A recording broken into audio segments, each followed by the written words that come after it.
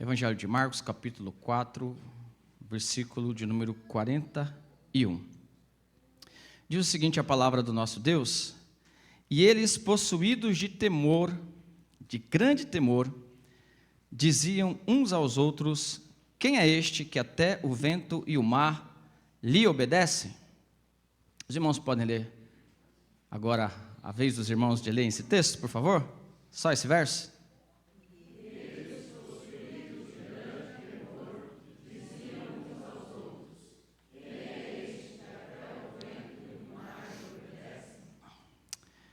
Meu amado irmão, minha amada irmã, como que está a sua vida nessa noite? Olhamos para o texto e vemos que os discípulos disseram essa frase em meio ao contexto de tempestade. Como está a sua vida nessa noite? Será que porventura você está passando por alguma tempestade? Será que algum tipo de aflição tem acometido a tua vida, ao ponto de você estar sendo lançado de um lado para o outro, pelas ondas, talvez até à deriva? O que nós olhamos, meus irmãos, é que isso aconteceu com muitas embarcações na história e também aconteceu com muitos aviões, de serem atingidos ali por eventos naturais e perderem o seu rumo, e nós podemos dizer que verdadeiramente e espiritualmente isso acontece com aqueles que não têm a Cristo. Vivem à deriva, sendo levados de um lado para o outro, arrastados pelas ondas. Judas vai usar exatamente essa metáfora, arrastados pelas ondas. Em sua carta ele usa essa metáfora. Há um hino antigo que diz que a vida do homem sem Deus é como uma folha seca caída no chão. Lembram-se disso? Que o vento vai arrastando. Como tem andado a sua vida? Será que muitas tempestades têm acometido o teu coração? Esse texto, meus amados, ele está escrito, como os irmãos bem sabem, conhecem, dentro desse contexto de um evento natural que acometeu ali o barco dos discípulos. Só que esse texto está dentro de um contexto maior. Versículos 13 do capítulo 2 até o capítulo de número 8, todo esse trecho grande, fala do amplo ministério de Jesus, o amplo ministério de cura de Jesus, realizado pelo nosso Senhor. E este amplo ministério de pregação e de cura foi ficando cada vez mais restrito à medida que a oposição foi se levantando contra Cristo. Porque geralmente é assim que acontece. As pessoas gostam de palavras bonitas, as pessoas gostam de milagres, mas as pessoas não gostam de compromisso e não gostam de ouvir a verdade. À medida que as pessoas começaram a entender o ministério de Jesus, e Jesus foi confrontando as ideias das pessoas, muitos deixaram a Jesus, e círculos de religiosos ali começaram a perseguir a Jesus. Aquilo então que começou no início de seu ministério, sendo ali feito de uma maneira mais pública, o Sermão da Montanha, os milagres públicos, começaram a se restringir a círculos cada vez mais menores, por conta da grande oposição. É nesse contexto que aparece este capítulo, que inicia também uma sessão de muitos milagres que foram realizados por Cristo. Os irmãos sabem muito bem que esses milagres estão aqui na Escritura, não simplesmente, amados, para registrar um mero milagre. Jesus não era um milagreiro. Todos os seus sinais tinham uma razão de ser. Eram sinais, apontavam para algo, apontavam para alguma característica dele, para o seu ministério, para a sua messianidade e assim por diante. É dentro desse contexto que está o nosso texto. No belo momento, versículo de número 35, e agora nós vamos ler todo o texto, diz o seguinte: naquele dia, sendo já tarde, disse-lhe Jesus: passemos para a outra margem que era a margem do lago da Galileia, ou do mar da Galileia, que na verdade era um lago, que tinha cerca de 21 quilômetros de largura e aproximadamente 12 de comprimento. Veja, meus amados, era um lago muito grande. Por isso que ele era chamado de Mar da Galileia. E nesse contexto, do versículo 36, e eles, despedindo a multidão, o levaram assim como estava no barco. E os outros barcos o seguiam. Aqui, provavelmente se referindo a um barco de pesca grande, o bastante para comportar 12 homens. Versículo 37, ora, levantou-se grande temporal de vento, e as ondas se arremessavam contra o barco, de modo que o mesmo já estava a encher-se de água.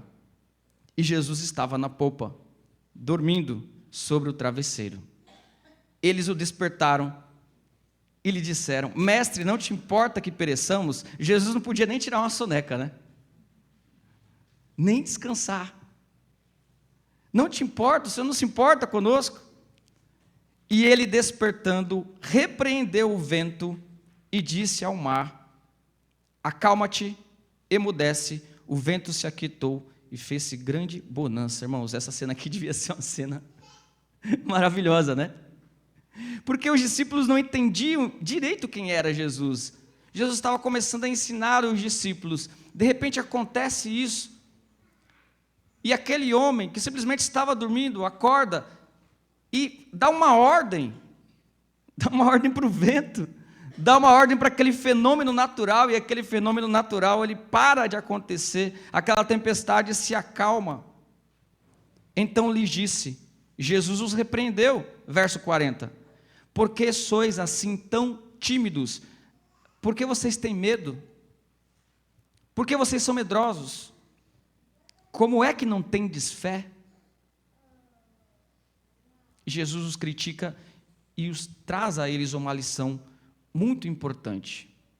Eles olharam uns para os outros, e o texto sagrado, como nós lemos, diz que eles, possuídos de grande temor, uma mistura de temor, admiração, surpresa, de indagações, e eles fazem essa indagação, irmãos. Diziam uns aos outros, quem é este que até o vento e o mar lhe obedece? Essa indagação desse texto tão belo, que foi registrado na história em diversos hinos, porque os poetas olhavam essa passagem e olhavam essa indagação, diziam, por mais que não haja uma resposta a essa pergunta retórica, no fundo a gente sabe qual é a resposta.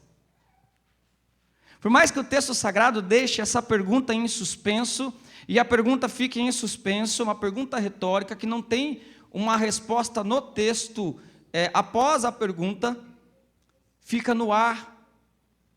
Quem é esse que até o vento e o mar lhe obedece? Quem é esse que até o vento e o mar lhe obedecem? Quem é esse homem? Quem é esse homem que está acalmando a tempestade? Quem ele é? O que ele é?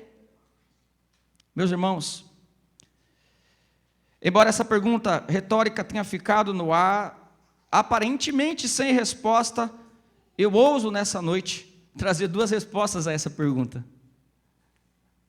E a primeira resposta que eu quero trazer a essa pergunta é que este homem, primeiramente, é aquele que é o Deus Todo-Poderoso, que pode controlar os elementos naturais. Essa é uma resposta para a qual esse texto está apontando. Quem é este? Que até o vento e o mar lhe obedecem. Primeiro, é aquele que é o Deus Todo-Poderoso.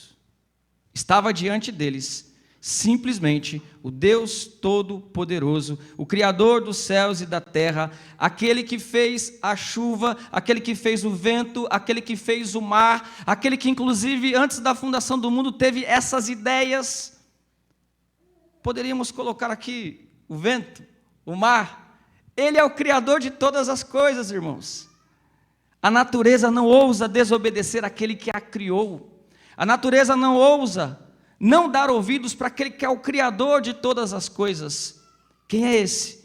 Que até o vento e o mar lhe obedecem. Simplesmente é aquele que é o Criador de todas as coisas.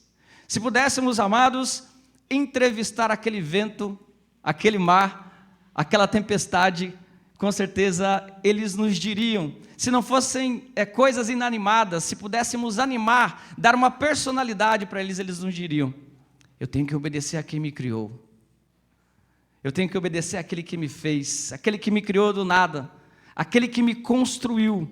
Simplesmente, por mais paradoxo que isso pareça, por mais incrível que isso fosse, e por mais que os discípulos não entendessem isso naquele momento, eles entenderiam mais tarde quem estava diante deles ali, ordenando para que tudo parasse, era o Deus Todo-Poderoso.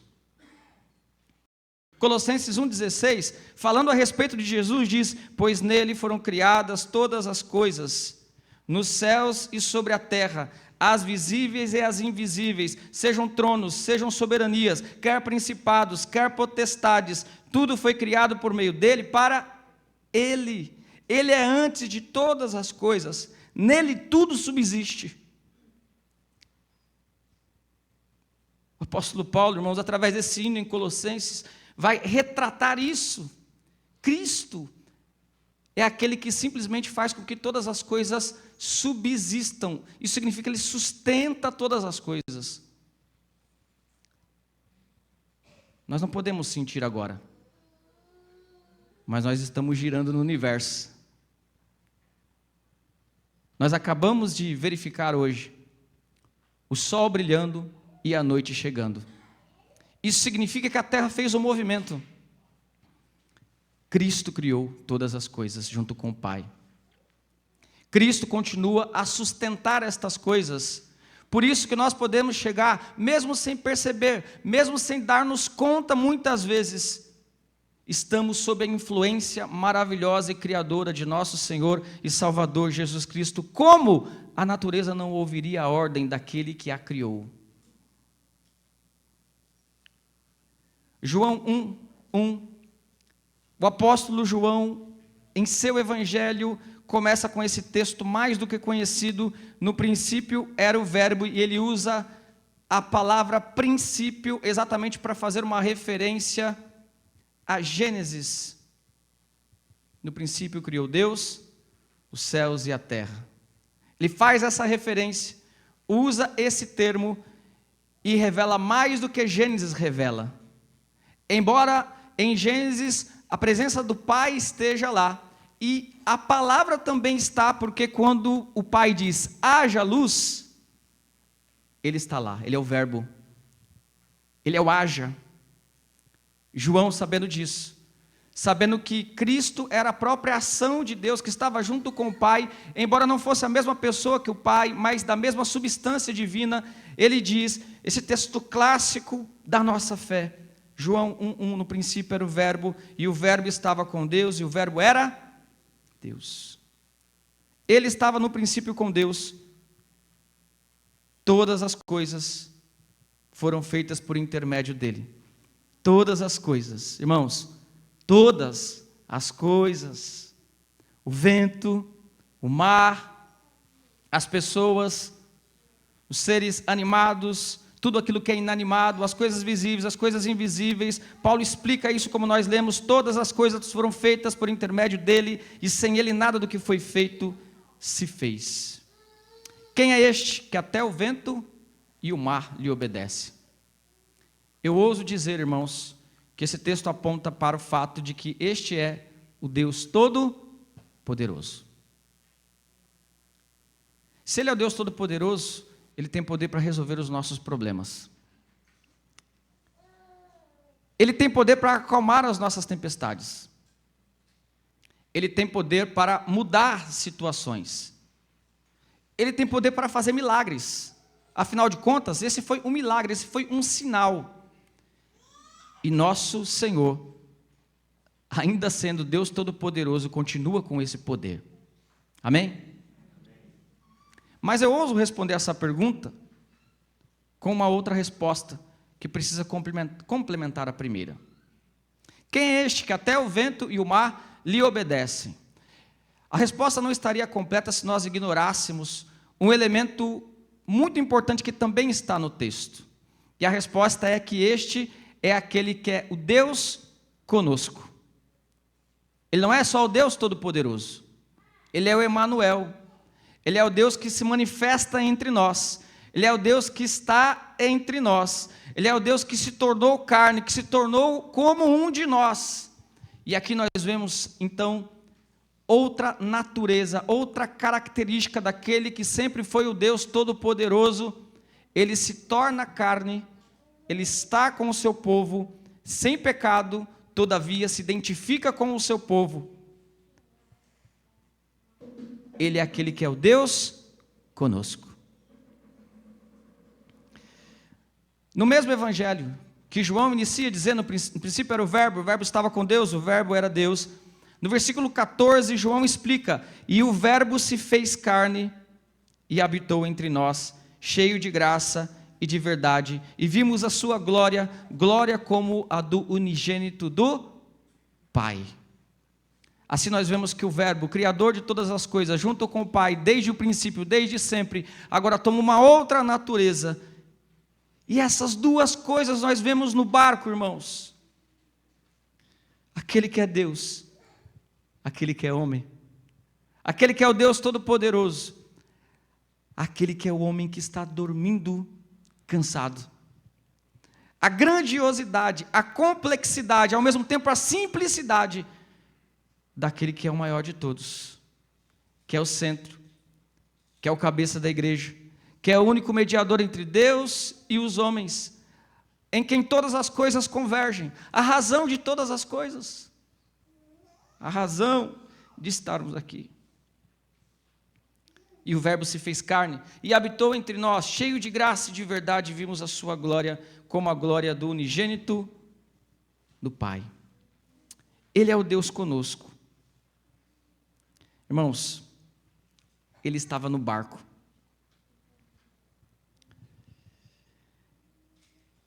O fato de Jesus ser o Deus conosco significa uma coisa muito simples. Ele está conosco. Ele não estava só observando a tempestade, ele não estava só observando o barco, ele estava dentro do barco. Ele não está só observando a nossa vida como um mero espectador, irmãos, não é isso que ele promete.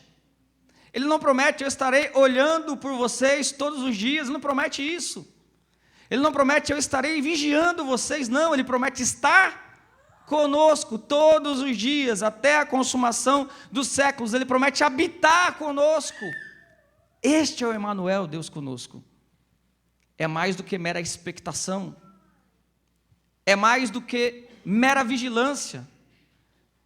Ele estava no barco com os discípulos dormindo, ele estava no barco, ele está em meio às nossas aflições, ele está em meio às nossas tempestades. Ele não está observando você passar pela tempestade, ele não está observando você passar pelas dificuldades, ele está, se você é filho de Deus, filha de Deus, ele está com você, está junto de você, no meio da tempestade. O fato de Jesus Cristo ser homem implica, na teologia bíblica, que ele se importa com as nossas aflições. Jesus deu uma bronca nos discípulos, irmãos. Não é verdade? Mas ele parou a tempestade. Sabe por quê? Ele nos repreende, mas ele se importa com o nosso sofrimento. Ele se identifica conosco. Nenhum tipo de sofrimento da nossa vida, das nossas tempestades, das nossas aflições, é insignificante para Cristo, irmãos. Eu não entendo como pode acontecer isso. Eu não sei explicar isso. Porque nem nós mesmos ligamos para os nossos problemas. Não é verdade? Nós somos pecadores. E às vezes não nos identificamos com o problema do outro. Mas aquele que é Deus, que é o Senhor de todas as coisas, Ele de uma maneira inexplicável entende, quer nos ajudar, está presente em cada problema que nós atravessamos. Essa minha tempestade aqui, Jesus não está vendo. Ele está lá. Jesus não vai, nem se importa com isso. Acho que ele tem muita coisa para decidir. Não. Amados, Se a gente pudesse compreender minimamente a complexidade, a grandiosidade do Evangelho, do Reino de Deus. Ainda bem que Deus não deixa a gente compreender muito, né? Senão estava todo mundo no chão, com a cara no chão aqui, chorando. Mas veja, onde você estaria 2000 anos atrás se você tivesse todo o poder? Se você pudesse comer do bom e do melhor. Se você pudesse viajar para os lugares mais bonitos. Com certeza você não estaria com 12 pessoas muito simples da Palestina em um barco no mar da Galileia. Eu não estaria. Os grandes daquela época estavam com César. Eram governadores, Pilatos, Herodes, tantos outros que se achavam grandes. E Jesus, que quebra todos os padrões dos reinos humanos, sendo o Senhor de todas as coisas, está ali junto de 12 pessoas extremamente simples, fazendo este sinal, presente com eles, demonstrando a sua divindade e demonstrando a sua humanidade. Isso é tão simples, mas ao mesmo tempo é tão profundo, que eu e você estamos aqui por causa disso, 2000 anos depois. Hebreus 4,15. Porque não temos um sumo sacerdote que não possa compadecer-se das nossas fraquezas, antes foi ele tentado em todas as coisas, a nossa semelhança, mas sem pecado. Irmãos, Jesus Cristo não é como o sumo sacerdote humano, não é como os líderes humanos. Jesus Cristo é aquele que se compadece das nossas fraquezas, todavia sem ter cometido nenhum pecado. Amados, nós respondemos essa pergunta minimamente. A pergunta que fica em suspenso: quem é este que até o vento e o mar lhe obedece? E a resposta é que este é o Deus Todo-Poderoso que controla todas as coisas. E ao mesmo tempo é este que é o Deus conosco, aquele que se tornou carne, se identificou com as pessoas, se tornou um de seus filhos para que pudesse salvar os seus filhos do pecado. E a sua identificação não é só na questão de se compadecer, mas é de tomar o nosso lugar na cruz, através de um sacrifício vicário, ou seja, substitutivo, se colocando no nosso lugar e tomando a ira de Deus sobre ele, até o ponto do esgotamento total de seu espírito, dizendo na cruz: Deus meu, por que me desamparaste? É o mistério do Calvário. Deus abandonando Deus. Você consegue entender isso? Ninguém jamais conseguiu entender. Tudo isso, meus amados, para responder algo que os discípulos até o momento não entendiam. Já estava ali. Isso já estava no texto, mas os discípulos até o momento não entendiam. Mesmo assim, e aqui eu entro na aplicação desse texto para nós. Mesmo assim, mesmo não entendendo exatamente esses conceitos que nós estamos trazendo aqui, né? Jesus plenamente homem, plenamente Deus, esses conceitos que foram construídos, são conceitos bons para que a gente explique aquilo que está na Bíblia. Mesmo que naquele momento eles não tivessem um entendimento profundo a respeito disso, eles precisavam aprender uma lição muito importante, irmãos. E é essa lição que a gente precisa aprender.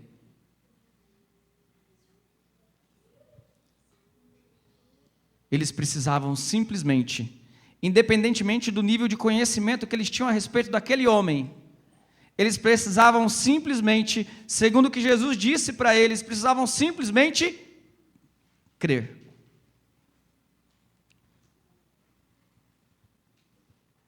Eles não precisavam elaborar uma pergunta teológica. Eles não precisavam elaborar uma confissão de fé complexa. Eles precisavam simplesmente crer. Jesus não ficou, meus irmãos, chateado por ter sido acordado, porque ele queria tirar uma soneca simplesmente. Jesus ficou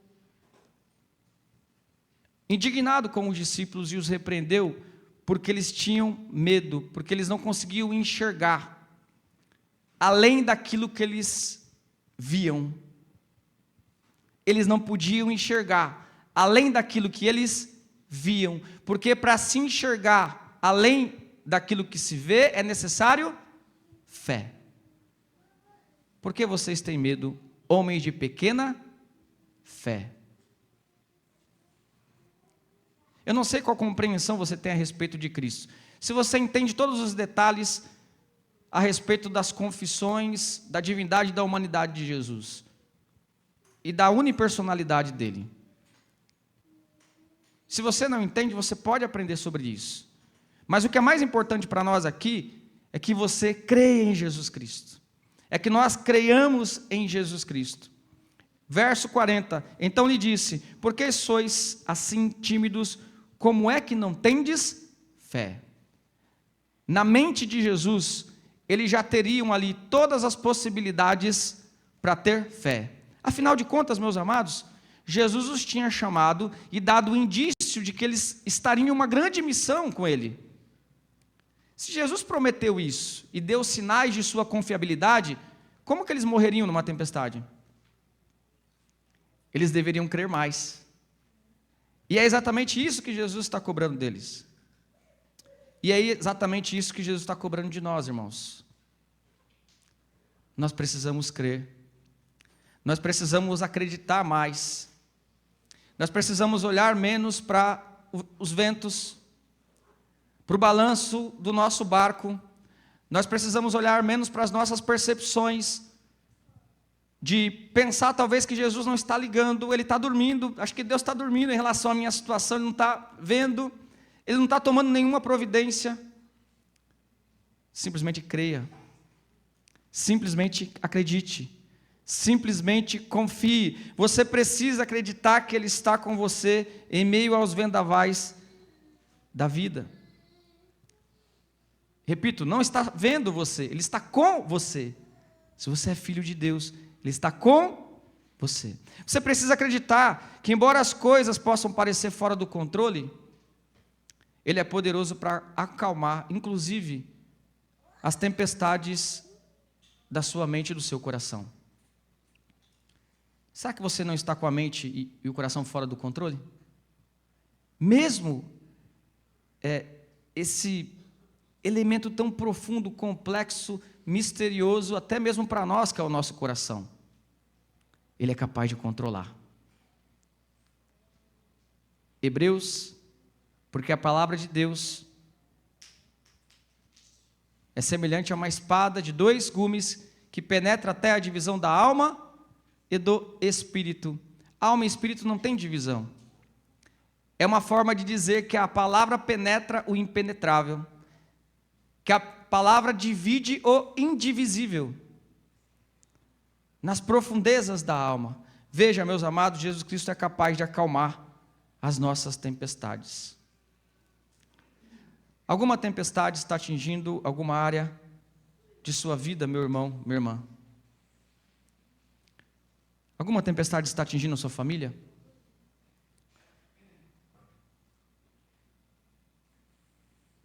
Há alguma tempestade atingindo a sua saúde? Há alguma tempestade atingindo a igreja?